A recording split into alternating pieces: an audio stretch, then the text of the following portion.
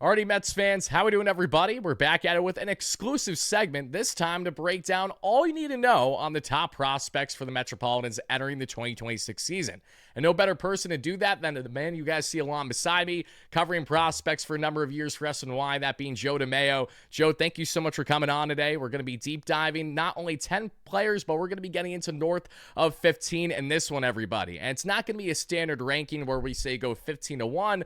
We're going to be highlighting all the top prospects for the most part that you need to know from the pitching category as well as the offense. And don't worry, at the very end, I'll tell you my honorable mention list. So that way, if you're wondering, Wardy, why didn't you talk about so-and-so? Don't worry, I got you covered, I assure you. So let's go ahead and deep dive right into this, everybody. And Joe, let's begin our conversation today with the pitchers, because listen, this is what this Mets farm is known for, right? Arguably the best in baseball when looking at pitching depth, even after trading away Brandon Sproat. And the Mets have a southpaw who I'm really excited to see how he's going to perform this season. And that is Mr. Jonathan Santucci. As we know, Santucci's coming off of a year with just around a 3 ERA and under 120 innings or so. Really, really strong K to walk ratio that we saw this past season from high A to double A. So what is your initial breakdown and thoughts on Santucci and his impact in the org to this point? I am a big Jonathan Santucci guy, Wardy, and he's someone that maybe some other outlets may have a little lower. I have him, well, my most recent rankings, which will have to be updated before opening day because we're down a couple of guys from the top 5. But in heading into the offseason, I had him at number 10. What was big was when he transitioned from high A to double A. So he struggled kind of really out of the gate to start his professional career. After his first 6 starts where he posted an 8.14 ERA, his next 17 starts, he had an ERA of 1.96 with 117 strikeouts in 96 innings, and batters hit 180 against him. It's a fastball plus pitch, gets up to 96, 97 miles an hour. His slider is probably his best pitch, and that's 85 to 88, getting closer to 90 miles an hour. He's tinkering with a changeup and a curveball. Like that third pitch is going to be really important for Santucci if he wants to be a starter long term. So I could understand why there's some apprehension by other people, but I'm a believer in Santucci, the worker, as just lauded as a really hardworking guy, a very smart, intelligent guy. And it's just a matter of putting the pieces together. And if he does, like, I don't see why he can't be a middle of the rotation starter, but he's got that floor with those 2+ pitches of late inning reliever. And I'm a huge Jonathan Santucci guy, and he's going to remain really high in my list heading into 2026. You know, it's funny you mention a reliever because I've been absolutely advocating for the Mets to make one more significant move for their bullpen, and that's to add more of a fiery, flame-throwing southpaw as a complement to guys like Minter and Raley, who are more soft tossers. Maybe the Mets have that internally as we get halfway through the season, for all we know, if they begin Santucci's major league career in ways that we've seen Stearns do in the past in Milwaukee by having them ramp up again as relievers first. So my follow-up here regarding Santucci is knowing he's going to likely begin the year at least in Double-A, if not Triple-A. Is this a scenario similar to guys like Noah McLean and Jonathan from a year ago, where you could see them actually make that jump all the way from Double-A to the bigs by time we say get to either the halfway point or somewhere in the latter half of the 2026 season? Absolutely. I think once you get to the Double-A level, you get and you perform early, you get that boost to Triple-A, you're a call and a need away. So it's absolutely possible. I think I put a MLB ETA of 2026 on Santucci. So my guess is at some point in the second half, we'll be talking about Jonathan Santucci warranting a call up to the Mets, and we'll see what that role ultimately becomes. What do they need at the time when he's ready? But I think Santucci making an impact on the Mets in 2026 is a very viable option. And that's important when you look at the lack of quality lefties the Mets currently have in the org. You know, you of course have Peterson and Manaea right now in their rotation, even though there's massive arguments as to exactly what you're getting them for the 2026 season, should they in fact be here and be healthy. But knowing you have Santucci, who's the lone southpaw we're breaking down among the pitchers today, I think is notable, and hoping that the Mets put themselves in the right direction to get a guy like him to blossom the way that we have certainly seen over the past calendar year. Heading on to our next player in this, we're going to go ahead and break down Mr. Will Watson, because Will had himself a tremendous 2025 season that we saw, and right around 120 innings, posted just around a 2.5 ERA. Like Santucci, dominating the K to walk ratio for the most part, over 10K per nine. The walk's a little bit higher than Santucci that we saw, but he played on 3 levels this past season. That's impressive enough. So I'd love to know your thoughts on Watson and the success he had this past year. It was an excellent first year for Watson. They took him in the 7th round in 2024 out of USC. He spent more time in the bullpen than as a starter. So he kind of joins the trend that the Mets have had of converting college relievers into professional starters, whether that's Tyler McGill or Christian Scott or Tyler Stewart, who's over with the Nationals organization now. And Watson's fastball actually ticked up in pro ball, which is something that also has kind of routinely happened once these pitchers joined the Mets organization. And he's been up to 97 miles an hour. It's got that ride on it where it's kind of jumping on hitters. So it's a real good swing and miss pitch. He's got a slider that is a pitch that he also gets a lot of swing and misses on. And he's developing his changeup, his cutter. And as you mentioned, there's some risk there from the control and command side of things, which, not unlike Santucci, leads some people to believe that it could be a future bullpen arm. But we're entering year 2 of Will Watson's professional career, and he knows what he needs to work on. And I think he's the kind of guy that will work on it. And when we head into 2026, we could be looking at him as, again, maybe not quite the same trajectory as Santucci. I think he's going to need a little more time. So I wouldn't project Watson for 2026, but he's certainly a guy that came from almost nowhere. Like, he wasn't ranked as a top 30 prospect for me. And now he's all the way at number 12 as we exited the 2025 season. So a huge rookie campaign for Will Watson. Is that cool? You know, no matter the amount of homework and investigating you do, especially covering prospects, bam, a guy that isn't even your top 30 skyrockets out of the blue. And I fully anticipate us to see that happen with some Mets prospects this year because of how great they've been doing it with their lab at Port St. Lucie with Eric Yeagers and all the way up now to, of course, the major league level. And for me, Watson, what stands out about him is this feels like another part of the crop of pitchers for 2026 that will have an impact in the minor leagues in similarity to what we saw guys like Brandon Sproat, Jonathan, and Noah McLean do a year prior. You know, this is the next wave of pitchers along with Santucci, and I think Watson is really going to establish himself as more of a household name in the Mets farm this year for people who are more unfamiliar with him that we know at this point in time. But obviously, staying on the pitching, and let's continue with the right-handers now because we got a plethora of them. Let's get into one of my personal favorites that we have on this list, the man that helped shut it down for the Rumble Ponies to win their championship in Double-A this year, and that is going to be Mr. Jack Wenninger. And my goodness, my God, my gracious, what a fantastic season did he have. 135 innings, a sub-3 ERA, a really, really strong K to walk ratio. But what I love so much about Jack, Joe, and I love to hear your thoughts about this, is he has that moxie on the mound. And that's what you look for in pitchers, especially that want to thrive in the big moment, that don't shy away from it. He was stepping up mightily in playoff play for this Rumble Pony team to help lead them to victory. So what was your initial impression of Wenninger heading into this past 2025 season versus how he blossomed throughout the course of the year?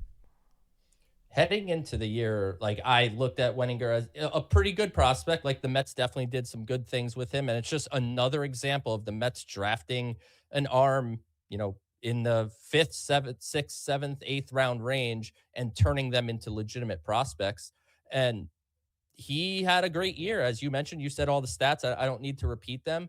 And when you mentioned like the moxie and the bulldog type nature on the mound, that 100% describes Jack Wenninger. And a lot of people will say winning in the minor leagues doesn't matter.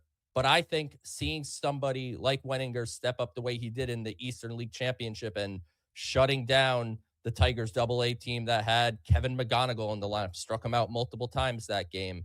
Like, I think that shows a lot about what's inside of these prospects, because we can look up stats. I could tell you how fast he throws. I could tell you what his repertoire is. I don't know these people to that degree to like know the type of competitor they are. And I think the way he performed in the playoffs is just an indicator of what he's capable of and how he handles high pressure situations. And when he eventually makes his way to the major leagues, especially if he's with the Mets, high pressure situations come quite literally every single time you take the baseball. And this year, fastball ticked up again. Another guy with the tick up in velocity, more sitting 94, 95 up to 97. His split is nasty. He's got a slider, a curveball. Like right now, I still think it's a lot of like pretty good pitches. Like the splitter is probably his best offering. So I wonder where the ultimate ceiling is for Jack Wenninger. But right now, I think he's a big league starter. I think he's going to start the year in AAA Syracuse. And all you have to do is go ahead and Google 2025 Mets stats, and you go on Baseball Reference, and they show all the hitters and all the pitchers. You see how many pitchers had to get used to get through a 2025 season. I would be pretty surprised if Jack Wenninger didn't make his major league debut in 2026. Jack has all the writing on the wall, in my opinion, to be the 2026 version of Blade Tidwell. Maybe not a guy that they have to bank on the first half of the season, because ideally we don't want that, knowing everything that went awry for them and their pitching staff a year ago. But certainly someone that, especially as you get to the halfway mark in the second half of the year, this is why the Mets and David Stearns are so bullish on their internal options. It's because they do have a plethora of guys that can come in either straight out of the bullpen to begin, be fiery for a couple innings, and then blossom into a starter. Or in the case of what you said, you think Jack is a full-blown starter right away. Why not go ahead and see what you have in someone like him? Say either A, you deal with injuries or natural inconsistencies that we know far too well from what's transpired over the past calendar year or so. So Jack, I'm excited to see what he can do more of him. Like you said, will likely start the year there in AAA, rightfully so. And staying on the topic of AAA, let's get into a pitcher that is the lone reliever we're going to be breaking down in this one, but is someone who technically was with the Mets last year. He's never got a chance to pitch for them. You know, I saw him pitch in one of his final games in Syracuse against Lehigh Valley Iron Pigs, and he was awesome then. Let's see what Dylan Ross brings to the table for the Mets in this bullpen in 2026. I mean, when you talk flamethrowing, look no further. That's exactly what you're getting. A big-bodied, high moxie, big demeanor on the mound, someone who's going to strike out guys at an absurd rate. The walks, of course, are going to fluctuate when you have a guy like him being as fiery as he is. But a K per 9 of 13 plus, clearly you're doing something right in the 54 innings that he had this past season. So please let everyone know, what do you love so much about Dylan Ross and what he will bring to this Mets bullpen inevitably in 2026? Dylan Ross is a hoss, and I'm a poet, and I didn't even know it. Like this is a massive man. He had 2 Tommy John surgeries, and the Mets took him in the 13th round out of the University of Georgia. And as you mentioned, velocity's there. He will sit in the mid to upper 90s. He's touched 101. But the funniest part of it all, that might be his third best pitch. His splitter is that sits 90 to 92, generated swings and misses at a 48.3% rate. I'm reading that for you. And he has a slider, which he didn't throw as much, but when he threw it, it had a 67% whiff rate. So he needs to throw that slider more. The fastball is still a good pitch. He's got velocity to it. I think Dylan Ross is going to be squarely in competition to be in the opening day bullpen, but he's going to get a whole bunch of use in 2026, one way or another. And finally, like this is an example, and there's a couple other in the organization as well that we may not get to on the show, like Ryan Lambert and, you know, a couple other guys beyond that. But Dylan Ross, to me, is Mets fans have been clamoring to have a homegrown reliever. Dylan Ross is your homegrown reliever. Yeah, and as you mentioned, I don't think he's the only one coming. You know, he's in greater standing right now than Ryan, who's one of our honorable mentions among the pitchers in this group. But, you know, Ross, seeing the success they had at AAA this past year, making the fine-tuned adjustments that he did, he literally looked like one of the most dominant guys that you could possibly have out there. So does that mean that he's going to be automatically thrown into high leverage? Hopefully not. You want to ease the guy in naturally, but you know we're inevitably going to have conversations in spring training where, oh my God, Dylan Ross looks like the best thing to manage. Well, he has to be in this Mets bullpen, of course. And regardless of the success or lack thereof that he has to begin the year for the Mets, knowing he has an abundance of minor league options and knowing that the Mets absolutely are trying to rely on their internal options in hopes that they don't go down with injury, the way that unfortunately that's continued to be the case with guys like Daniel Nunez, they're hoping that they can really blossom more of their in-home grown talent so that way they don't have to do this song and dance every single offseason and say, oh, we got to overpay for a reliever and add him to a multi-year deal. The whole part of what the Mets are doing so great with their development, as you know, obviously, Joe,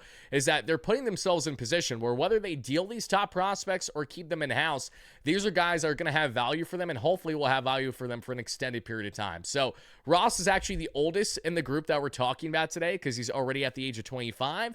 But as we know, like anything else goes with relievers, doesn't really matter how long it takes you to get there as long as you're effective at the major league level. The way that Huascar Brosman didn't even get his career started until like past the age of 30 or so, right? So anything's certainly possible on that front. But beyond Dylan Ross, we have two more pitchers I'd like to get into, and these are the big guns. These are the guys that aren't going anywhere, at least not for the 2026 season.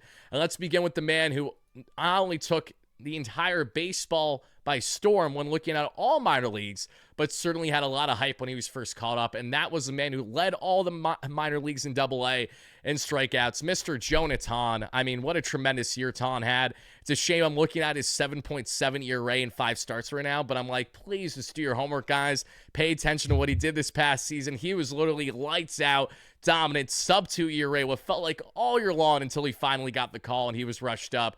Obviously, nervous jitters got the best of him. Can't blame him when you're facing Jacob deGrom, one of your first starts ever at the big league level. But I would love to hear not only your thoughts on Tom, what he's done, but what your expectation is for him for the 2026 season.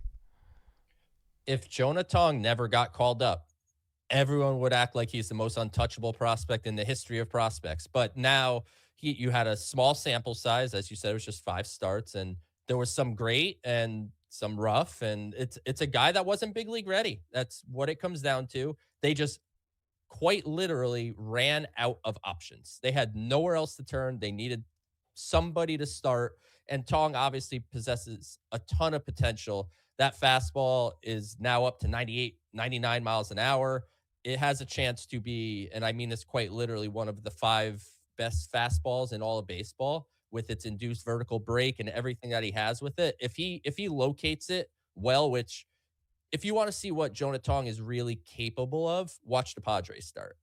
That's where he's putting the fastball where he wants it to, and the Padres hitters couldn't touch it.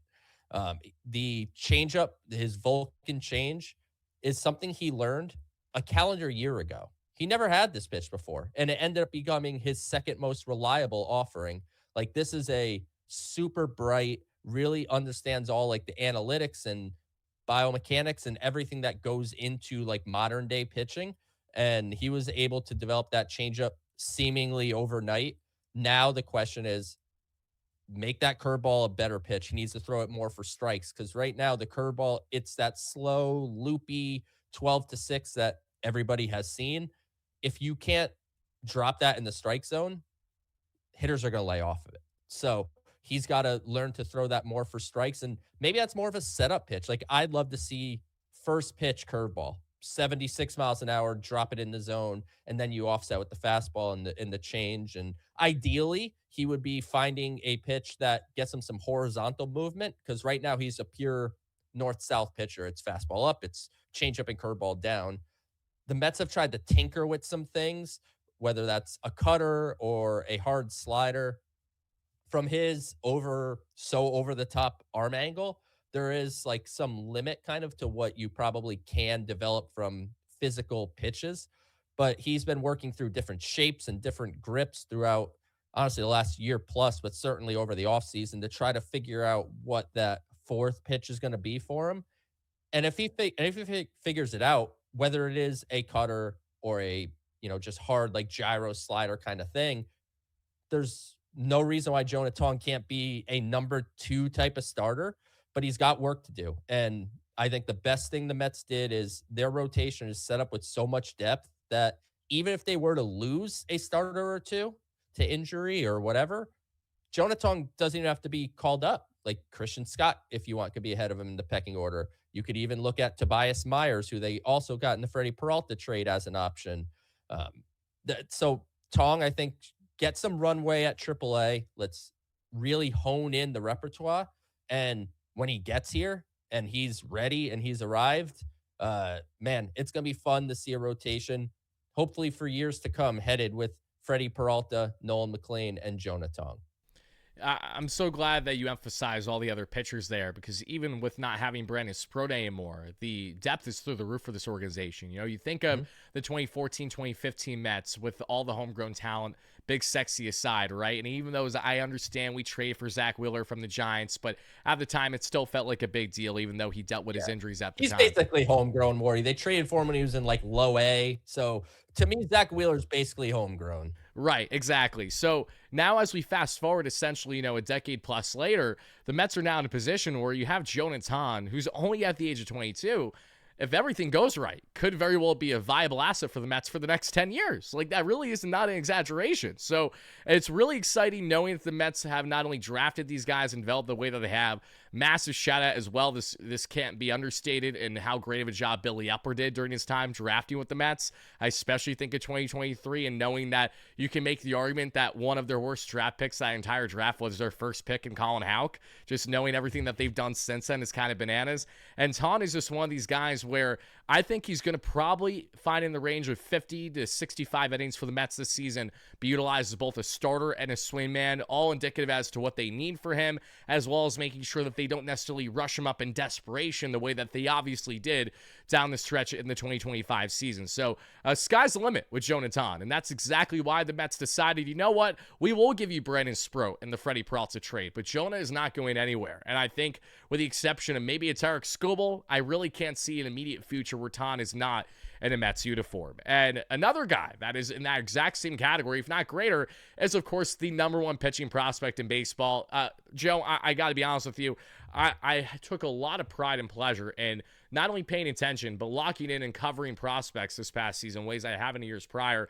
And from the literal start of the season, I was hooked on Noah McLean. It was so hard not to be. You saw the stuff, you saw the nasty horizontal break that he was having with his pitches, and you saw his ability to be so composed on the mound.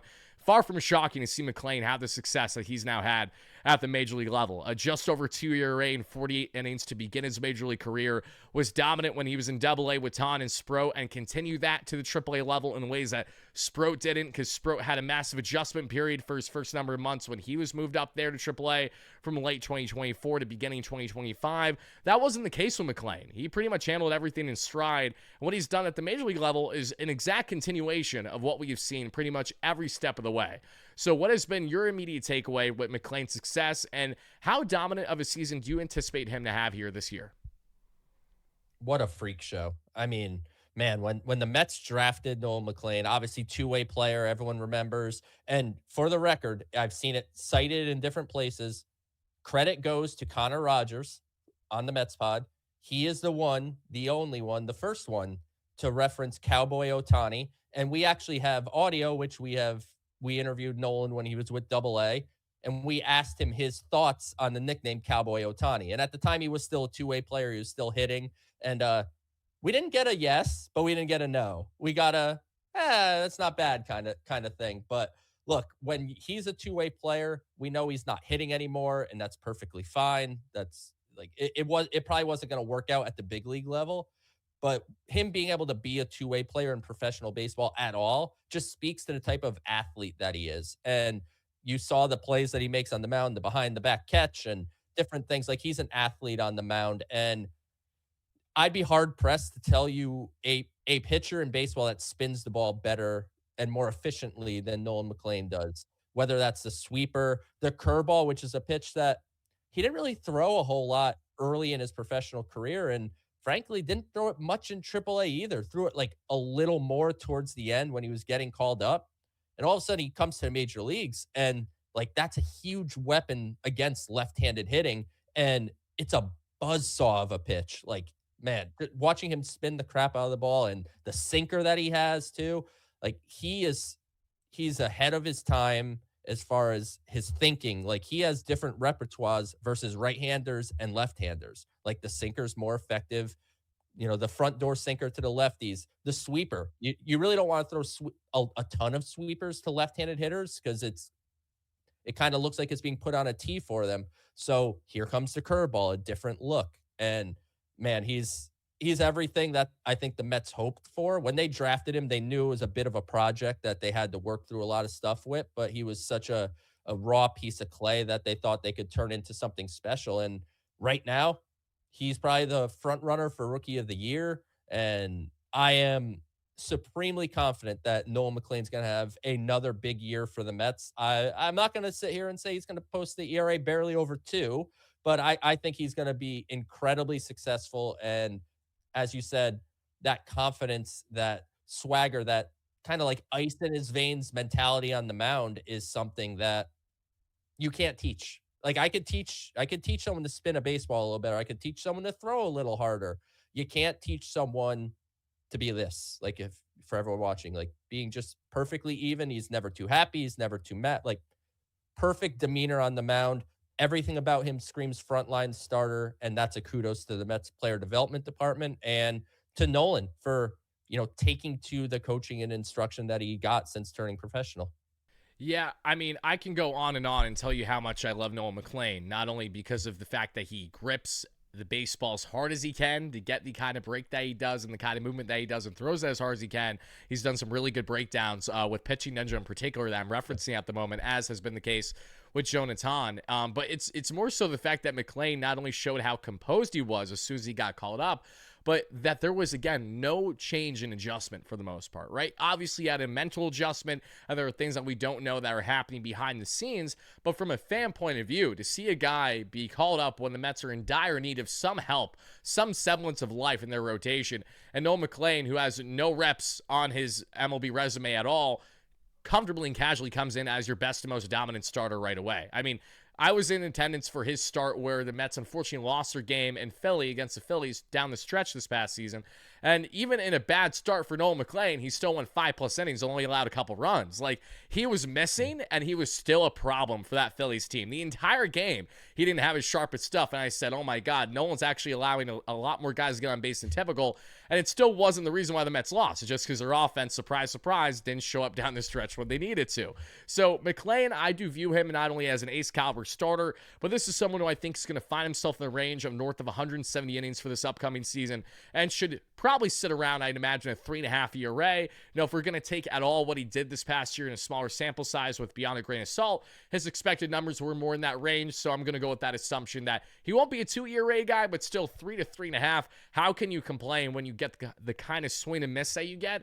And as you mentioned, always composed, always has a perfect demeanor, never too hot, never too cold, just right as the Bears love their porridge. So now let's go ahead and get into not Noel McLean anymore, but let's talk about the offense. And you reference how great of a job the Mets have done in particular with their lab, not only on the pitching lab, but I think there's credit that needs to be sought here and broken down when talking about the hitting lab. Because when I think of the hitting lab for the Mets this past year, there is one batter that sticks out like a sore thumb more than most. And that is the guy who made massive adjustments for the better. And that's Mr. Jacob Reimer, commanding the third base position. Reimer, both at high A and double A this past season, was a horse. 17 home runs, just under 80 RBIs, stole some bags for you, a 282, 379, 491 clip, well above league average when looking at his own WRC+. Reimer really made some huge adjustments for just at the age of 21, and now finds himself in the category of someone that not only could be impacting AAA greatly this upcoming season, but depending on the status of guys like Mark Vientos, Ronnie Mauricio, and to a certain degree Brett Beatty, because I'm sure he's still going to get a lot of reps, one does have to wonder how much longer is it going to be before a guy like Jacob Reimer is knocking on the door to give some at-bats for this Mets team. There is a real debate that Jacob Reimer had the best year of any player in the Mets minor leagues on the offensive side of the ball. Like, obviously, Carson Bench, big time prospect, and we'll talk about him as well. But you mentioned the stats. Like, Reimer was dominant from the word go. Uh, if you look back to 2024, Reimer missed pretty much the whole season. He tore his hamstring. I remember I was getting ready for the spring breakout game, and just a few days before, he tore his hamstring and he was out for months. Came back, got a little work like right at the end of the season, went to the Arizona Fall League, and he's a guy that's always been interesting. Like, he's always had raw power. He's a strong, strong kid. And as you said, like, the hitting lab is, I mean, really what it is at this point. There's like, it's not, it's within the pitching lab, by the way. So like it's the same physical building and all. Like right now, it's still in its infancy, so it's not like there's not a whole lot. But he took advantage of like the weighted plates and the biomechanics of everything, and he opened his stance a little bit. So like he made some actual mechanical changes that reaped serious rewards. This is a guy that hits the ball incredibly hard, hits it to all fields. The raw power that he had that really was like in batting practice and things like that really came into gameplay this year. I'd expect he'll start again with double A. I don't think he's going to start with triple A, but if he goes and continues on the trajectory that he was on in 2025, I don't imagine it's long before a promotion. And then from the defensive side of things, like he's a big, strong kid, thus not the best athlete on the world in the world. And he definitely had his defensive struggles at third base. So he needs some work there. I mean, there's a lot of people that I talk to that think like he's a future first baseman, like it'll just be a more comfortable position for him.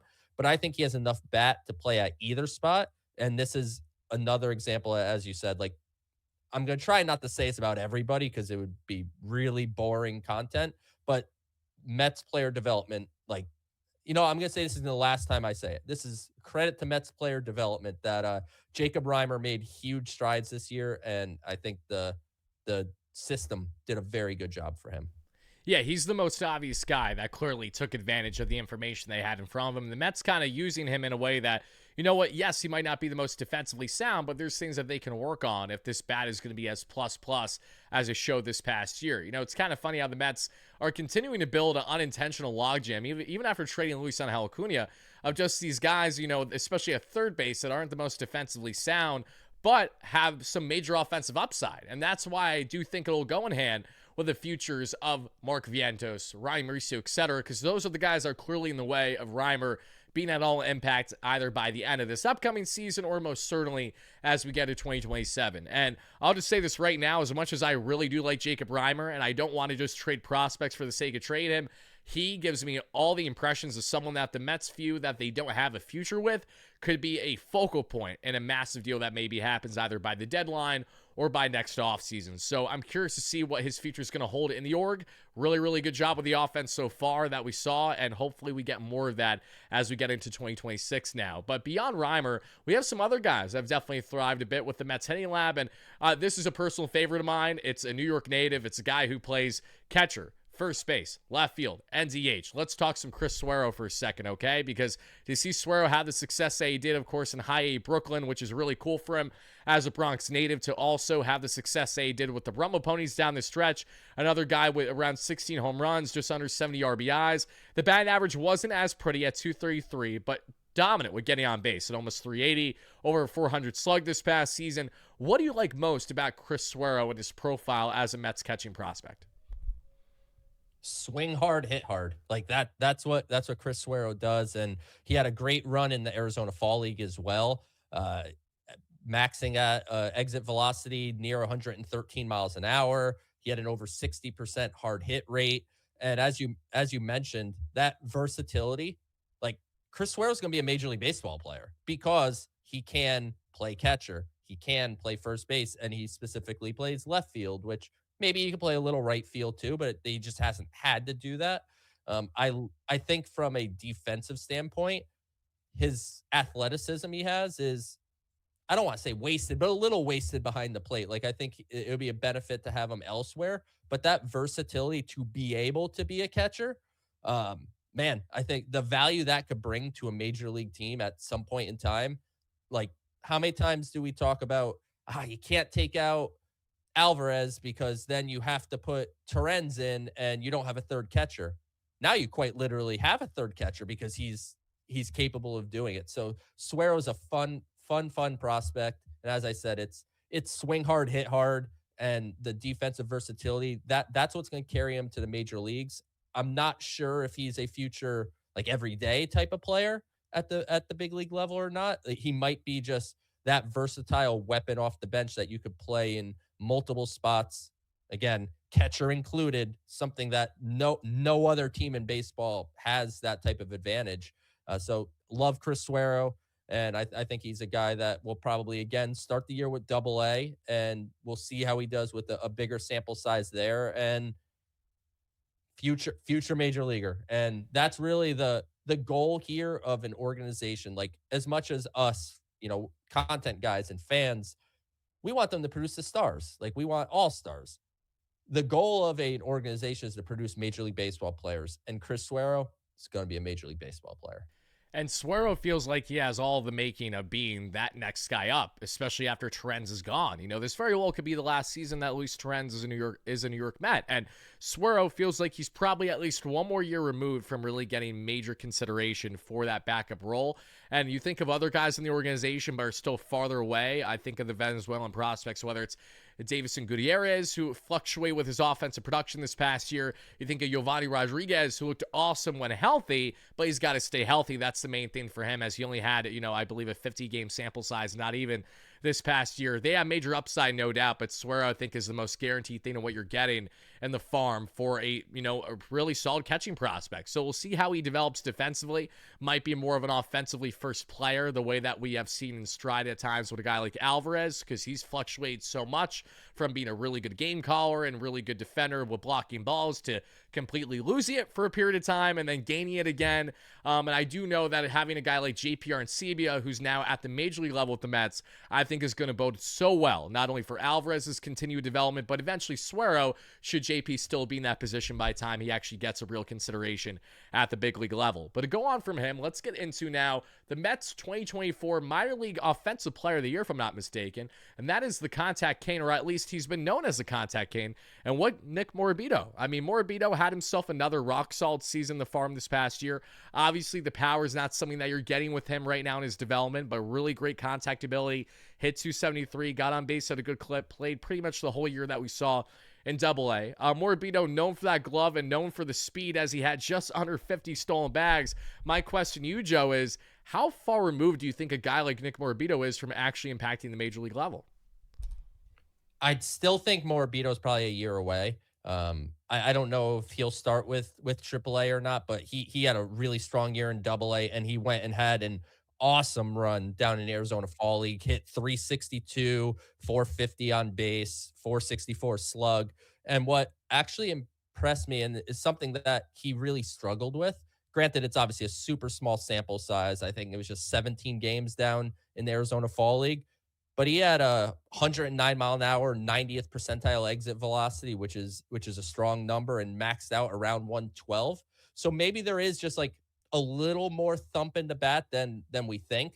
Obviously, statistically, home runs, he only hit 6 on the regular season, and I don't think he's all of a sudden going to become, a power hitter.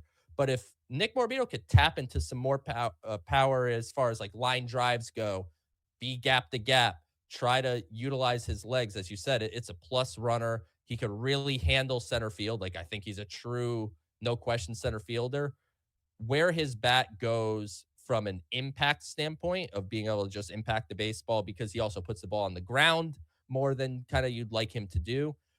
The more he impacts the baseball, the higher the likelihood is that there's like a chance for a future everyday player. But I look at Morabito and, not to cite like a former Met, but just someone to keep like, I just see like, oh man, that's just like Jake Mangum, right? Like a guy that kind of more slappy type of hitter, will occasionally like hit one pretty hard, but largely it's defense, it's speed, it's put the ball in play. And I think Morabito has that written all over him.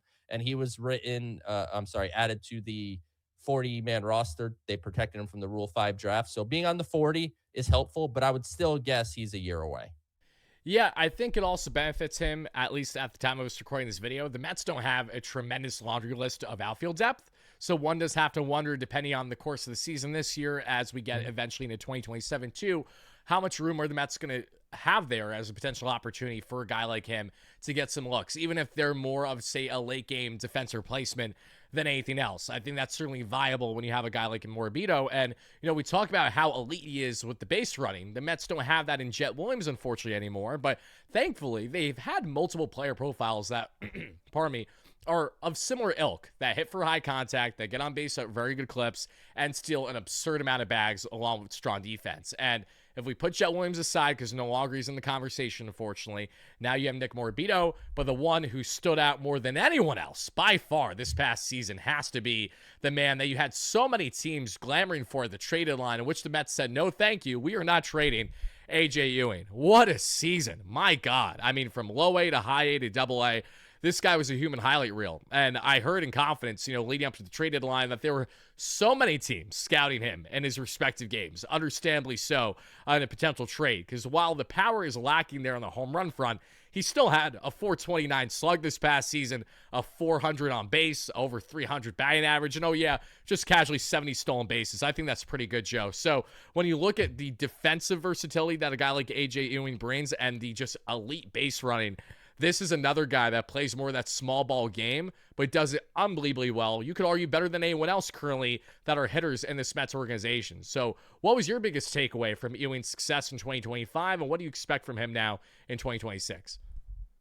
Ewing was really like at the back end of my top 30, just kind of like, he's a good athlete. Like, we'll see. We'll kind of see how it goes. And as you said, gargantuan season. And now he's going to be inside the top 5 once I do my update, because I got to drop a couple guys out of there. So he'll probably be number 4 or number 5 in the system. So he's right there. He's now making top 100 lists in some public establishments. And look, it's extremely high level bat the ball skills. It's great pitch recognition skills. When he comes up, he has a professional plan at the plate.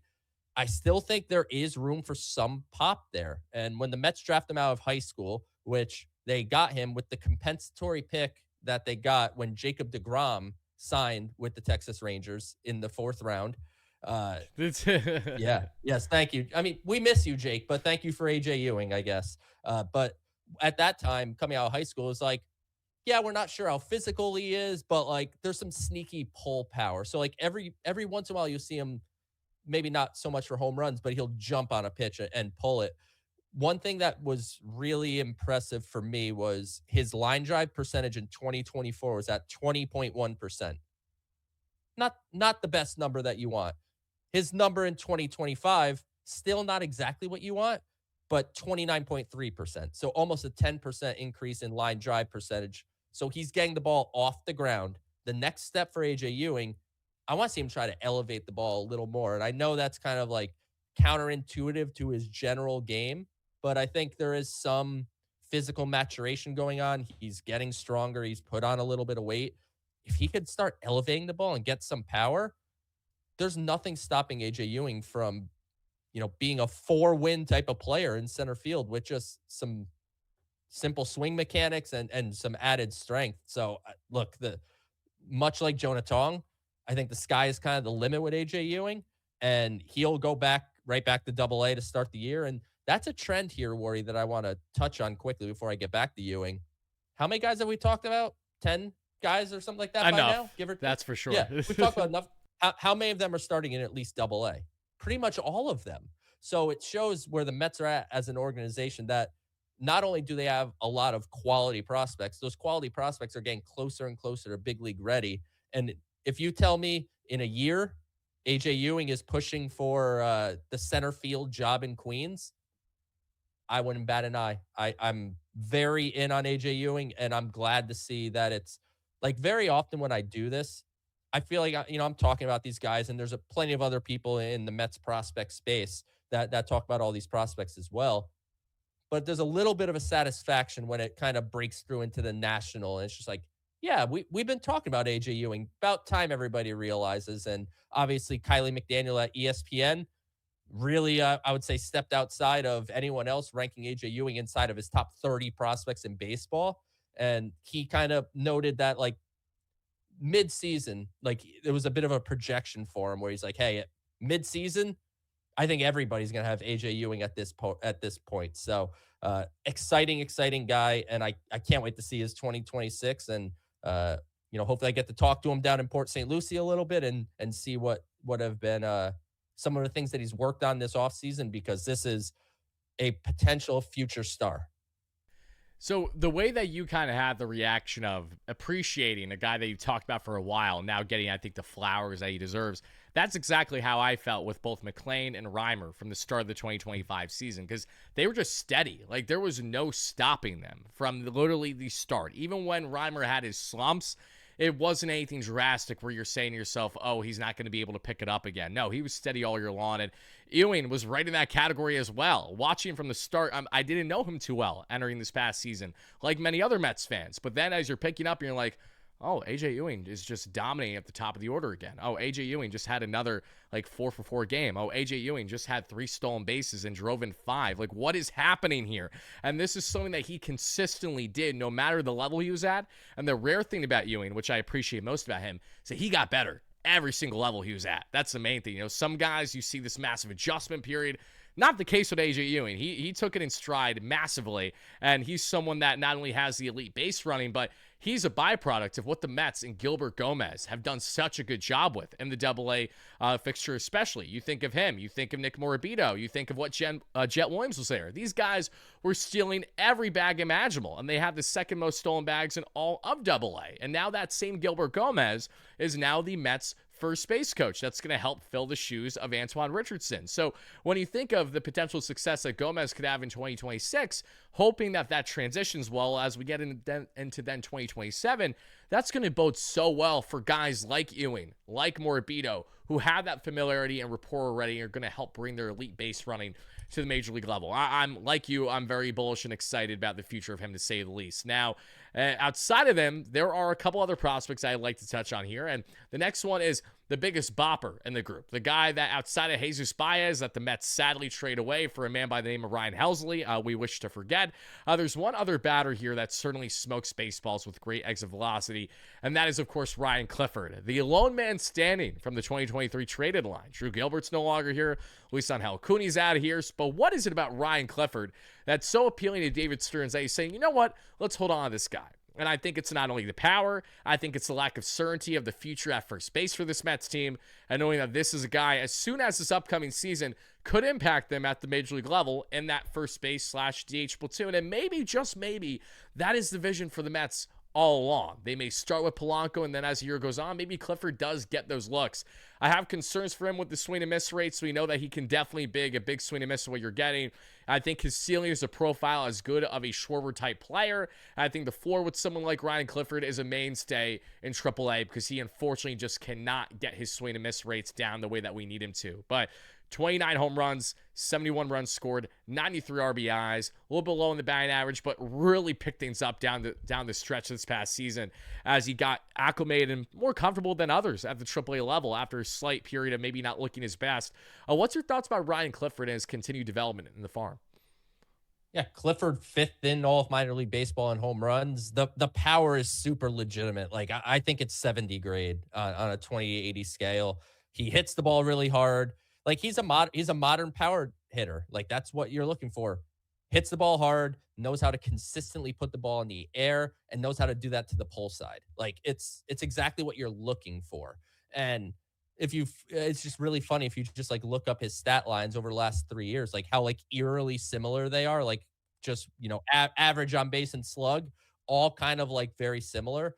The one thing that I want to say that he did improve on, you mentioned the swing and miss rate, and there's no question strikeouts are a big part of Ryan Clifford's game and probably always going to be.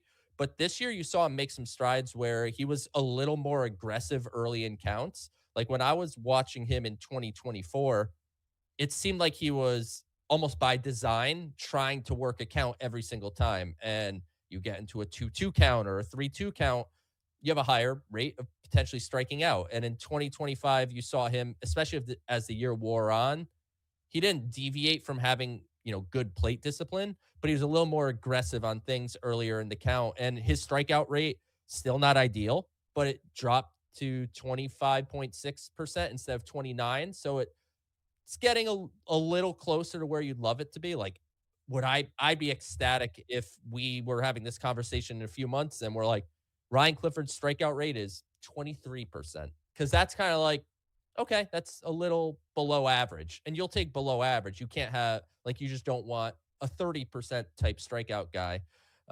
As far as transitioning to AAA, like when they called him, Carson Benj, and Jet Williams up in the same day to AAA, Clifford had the smoothest transition. I know Benj got banged up and came back maybe a little soon and took a little adjustment, but Clifford kind of like hit the ground running and looked the most comfortable at the AAA level. And he's going to start there. And as you said, Wardy, with, I don't want to say uncertainty, because I think people are being maybe a little too hard on Jorge Polanco because his name is not Pete Alonso, but like first base for the long term is open right now. And there's no reason why, if Ryan Clifford goes and has a strong year at AAA and maybe things don't go exactly according to plan at the big league level, that he can find himself, sometime this summer making his debut. And again, another bopper in the order. And everyone's complaining, and there's a lot of word that the Mets don't have enough power. And we could have a debate if I think they do have enough power. They're just missing that slugger that is Pete Alonso. Not saying Ryan Clifford's Pete Alonso, but like that's the type of slugger that I think fans are hoping for at first base. Right. I think the expectation with Clifford, again, I mean, even if we're going on the low end of a shorter profile, it still holds true of a guy that should be able to give you 30 plus home runs a season, north of 100 RBIs. Yes, he's going to swing and miss, but that's obviously part of his game. And knowing that the Mets do have this opening long term at first base is why I really do think that, barring, say, a trade of greater significance, which I'm not expecting at this point in time, Clifford feels like he now has a greater opportunity than ever to get a chance to run with this, okay? And it's really cool knowing that when we look at the trades that the Mets did with the Astros and the Rangers a couple years ago, now going on 3 years, can't believe it's been that long already, is that out of those guys, the less heralded prospect in that group, at least out of their draft, was Clifford. I mean, he was not a highly sought out prospect at the time. He fell pretty hard in the draft, and within his first year in the Astros organization, he skyrocketed to becoming like a top 3 prospect for them. So this is someone who has immense power, who's shown it steadily each of the past 3 seasons since the Mets have added him into the farm, and I do believe that he is someone that will be getting looks, as you mentioned, at the major league level as soon as this season. To what degree, to be determined, obviously. But we have a couple prospects, and we'll be brief with them because we don't have a lot to say on them right now. We just know that the sky is the limit when it comes to their potential. And let's start here with the man that the Mets pried away from the New York Yankees, thanks to the Yankees having a bit of a holdup there with parting ways with their 15-year veteran in their scouting department. Wadi, and you're going to say the last name for me because I'm going to butcher it. Go ahead. Wandy Segan. Wandy Segan, thank you, is now a New York Met and took pretty much $400,000 less in bonus to land with the Mets versus what he was going to land there with the Yankees initially. And this is a massive deal because it's the second consecutive year that the Mets land a consensus top IFA prospect. Another shortstop prospect, which I know for Mets fans that don't pay attention are going to say, but we have Francisco Lindor. How could this be? He's 16 years of age, guys. By the time he even gets to the major league level, Lindor's probably not going to be playing shortstop for the New York Mets anymore. He's either going to transition to second or they're going to trade him or something else is going to happen that is not going to be what he's currently doing. So he's a bit away, as we know, Wandy, but the upside with him is immense, and he was deemed as a consensus top 5 overall prospect in the 2026 IFA class. And you look at not only the hit tools, the power, the run, the arm, the field, the overall. I'm going to just break it down for you, and I want to hear your further thoughts on this just from his scouting grades. 65 in hit, 60th in power, 60th in run, 50th in arm, 55th in field, and of course 65 overall for his grade. This is a guy that people really think may profile best outside of shortstop, whether that's at second or third base, depending on his development. A really big body guy that's going to fill in over the years because he's only 16 years of age. Massive power from the left side. I'm sure you have the exit velos to share here in a second. What was your thoughts on not only the fallout with Wandy and the Yankees, but then to come to find out that, oh, he's now going to be a New York Met? Yeah, it was definitely a crazy whirlwind, and I could tell you it was a short thing for the Mets as well. Like they didn't necessarily see this coming. Obviously, when the Yankees move on from their guy, the whole international free agency world, it's built on relationships and trust. And when they let go of Roland, I believe was his name, Donnie Roland, something like that. When they moved on from him, whoever was like in the interim was maybe being like a little wishy-washy with things. And so Wandy reopened his free agency, and the Mets were in a position due to a player that they were intending to sign for quite a bit of money, getting his agreement voided due to age falsification. The Mets now had bonus money available, and had that other prospect not had the age falsification happen, the Mets wouldn't have backed out of that agreement to sign Wandy. So it was like a perfect storm of things coming together. And there was just a select few teams that really had the bonus pool to try for Wandy, and the Mets were able to lure him in. And obviously a huge coup for the Mets organization. We're going to see what he becomes long term, but anytime you get a chance to get one of the most talented international prospects, you might as well try to do it. And as you said, you're talking exit velocity. At 16 years old, this kid has already exceeded 110 miles an hour in showcases on exit velocity. Absolutely electric bat speed, um, like a lot different. I'm sure we'll talk about Elian Pena probably a little bit here, but a different type of player. Like I think there's some more swing and miss in his game than there probably will be with Pena, but there is a hit tool. There's a potential special power tool years and years and years away. But the more of these you bring in, they're lottery tickets. I look at international free agency as the definition of lottery scratch off tickets. You could sign a guy for $5,000. It's the equivalent of a $3 scratch off ticket. You could scratch it off and win $10,000. Huge win. It happens pretty regularly. Jairus Familia was a 10 million. I'm sorry, 10 million. Wow, that would be great for him. $10,000 signing as an international free agent. And, people can think what they want, but he became a major league closer. That's a significantly great outcome. Signing Wandy Segan, signing Elian Pena, that's like buying the $30 scratch off ticket. You might have a higher likelihood of winning something, and if you do, you could win. That's where the $1 million to $2 million winnings come from, not from the smaller tickets typically. So, look, I'm for it, and the Mets will probably make another big one in 2027 as well. And that this is where they're headed as an organization, and it's a huge credit to their ability to pivot on a dime with Chris Gross and the international scouting department just being prepared for this situation to come about and be ready to pounce in what amounted to just like a couple week time frame. So it's not like this is something that they had months to work on. They figured it out very quickly, and I'm really excited to see Wandy play. In the Dominican Summer League is likely where he'll be to start his professional career, and won't be shocked if a year and a half from now, if he performs kind of to what his talent says he can, if we're talking a top 100 prospect in baseball. So, what I love so much about what we've seen the trend of the Mets doing, especially under Cohen, has been this further continuation of, with the exception of Wandy, because he didn't cost him as much as Pena, but still a lot of money at over $3 million, is pretty much this continuation of one-upping their previous, franchise record of how much they're going to spend on these guys. You think of Francisco Alvarez back when he was 16 or so out of Venezuela. At the time, that was a record-breaking in-house signing for the Mets when looking at the franchise and what they were accustomed to do. You think, of course, to a certain degree, Ronnie Mauricio. You also think of guys who have not panned out as well on certain signing bonuses, not absurd, but making good money, like Simone Juan, for example. That one sticks out like a sore thumb for me. We're waiting to see more development on a guy like Giovanni Rodriguez, who was our top pick a couple years ago, and Elian Pena, who I think is a perfect guy to transition into now. We're watching in real time exactly why the Mets invested $5 million in this kid. Oh my God, his first year in DSL, and he was slow to begin, and then he had like a 3 or 4 home run game, and everything changed. We saw him with 9 home runs, 33 RBIs, at 292, 421, 528 clip, steals bags through the roof, looks like an truly fantastic multi-tool talent that the Mets now have in the mix. And there's been a lot of industry belief, and I want to know if you feel the same or different about this, Joe, is that Pena may very well not be a guy that's going to have to wait until like his mid-20s to get to the major league level. Like, this is a player that, should things continue to develop the way that they are, could find himself in the bigs by the time he's at the age of, say, 20 or 21, in similarity to a guy like, even though they're different positions, Jonathan making his major league debut for the Mets this past season. So what's your thoughts about all that? Yeah, I think Pena has a chance to be, a quicker riser. We'll see. He's going to come stateside this year. Like, this is the real test. Like, it was really fun to watch him play in the Dominican Summer League. He started 0 for 26 to start his professional career. And after his 0 for 26, there was 46 more games. He hit 342 with a 463 on base, 618 slug, an OPS over 1,000, 13 doubles, 9 home runs, 32 RBIs, 18 stolen bases, and he walked more, 33, than he struck out, 29.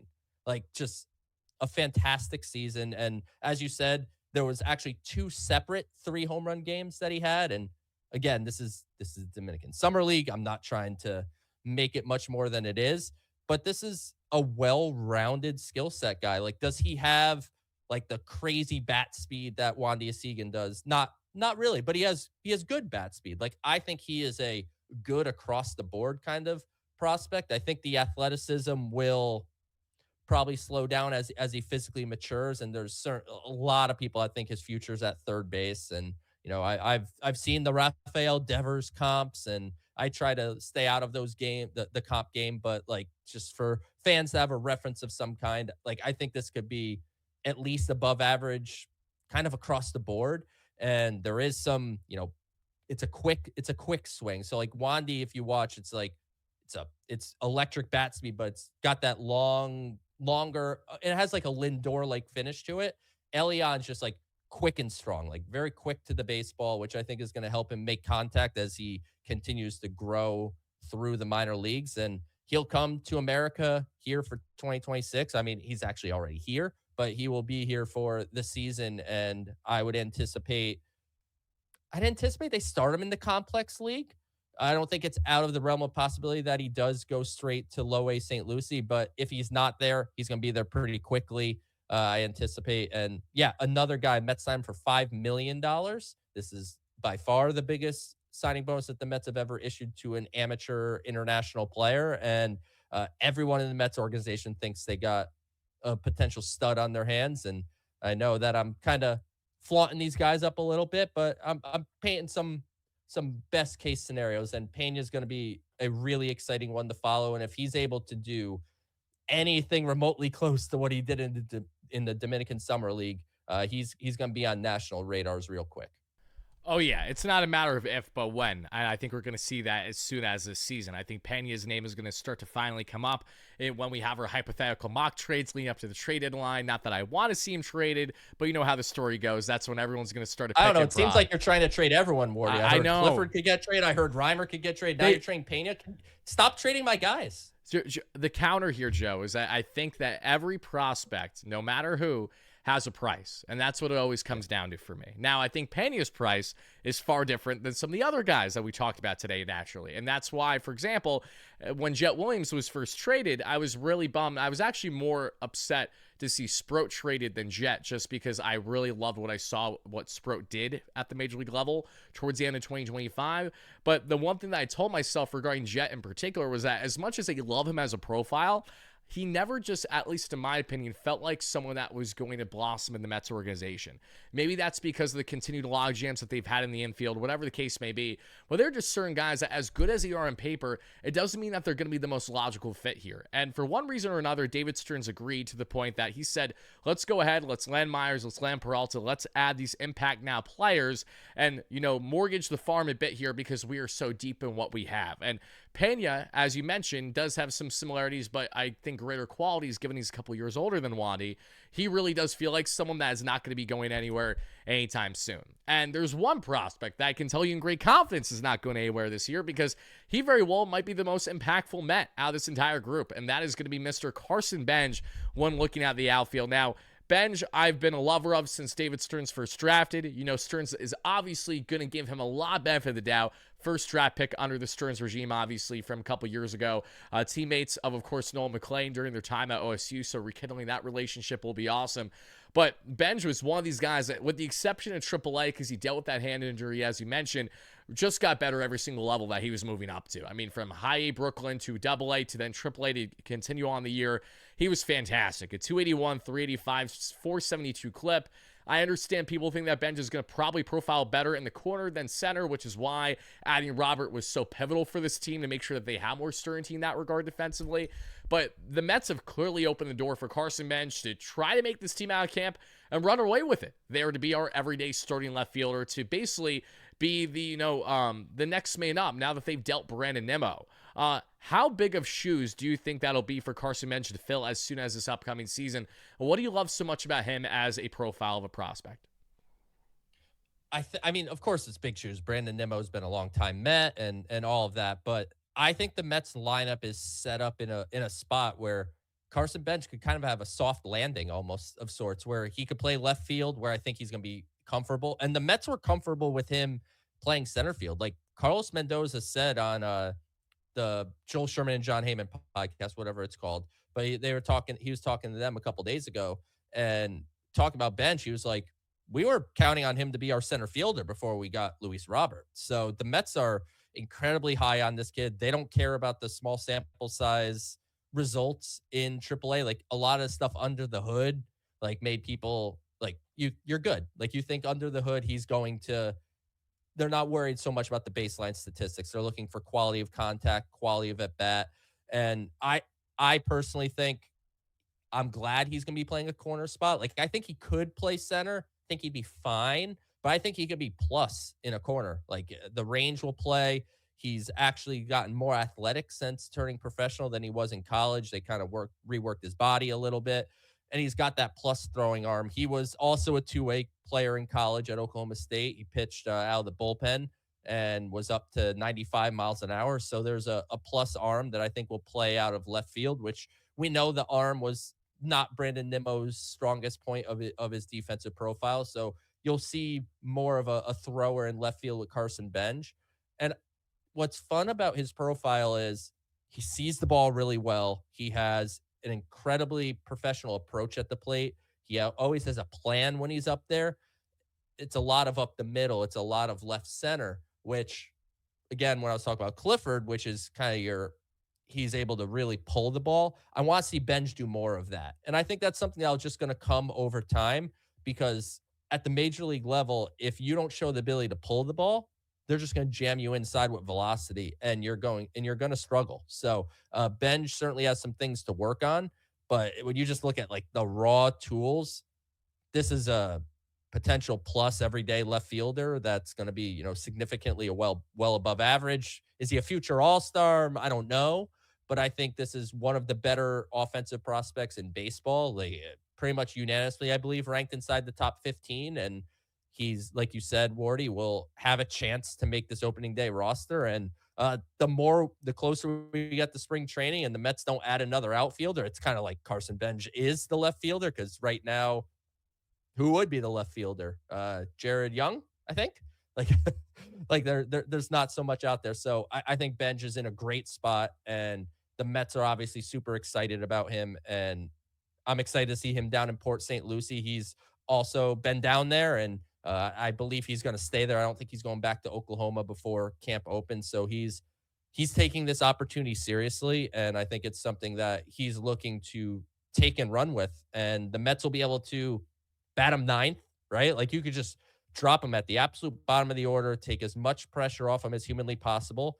And then as the year progresses and he gets more comfortable, you can move him up in the order if he warrants it. And either way, the Mets look at him as a long-term cog in their order. I think the easiest way to look at someone like Carson Benj and what the Mets are hoping to get out of him for 2026, I think is eerily similar to what the Padres are banking on with Jackson Merrill entering the 2024 season as a guy that needed to fill a massive hole in their outfield and not only filled it, but was dominant like right away. I mean, he took the league by storm. Merrill struggled a bit in 2025 due to injury, but once he got healthy, he was back to that same guy again.